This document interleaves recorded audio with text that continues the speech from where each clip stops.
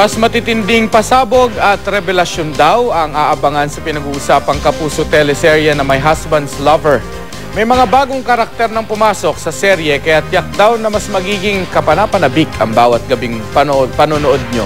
Makibalita tayo kay Avril Daha.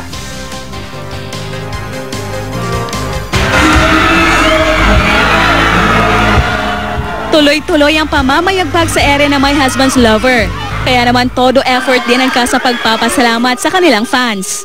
Kahapon, 2 mall sa Cebu ang nilibot ng Love Triangle cast na kinabibilangan nina Lali, Vincent at Eric na ginagampanan nina Carla Abellana, Tom Rodriguez at Dennis Trillo. Sinamahan sila ng iba pang bumubuo sa trending drama series. At sa kanilang first ever promotional tour sa Visayan region, ramdam daw nila ang init ng suporta ng kanilang Cebuano fans. Bagaman sunod-sunod ang mga revelasyon sa My Husband's Lover, tiyak na marami pa raw tagpon na dapat abangan. Nauna nang naipakilala ang papel nila Pancho Magno at Rojun Cruz. Sunod naman ang bagong karakter na pinsang bading ni Vincent. Siya si Sandro na gagampanan ng aktor na si Kim P. De Leon.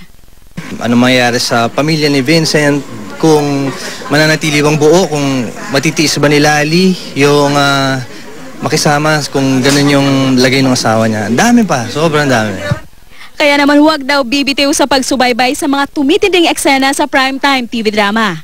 Iimbitahan ko mo tanan nga magtan-aw og My Husband's Lover. It's every night, Monday to Friday after Mundo Mo'y Akin. So hopefully you guys will continue watching, supporting, and continue enjoying. Maraming salamat po. Daghang salamat po sa inyo for your love and support for My Husband's Lover. We will continue to do our best to make the show beautiful for you.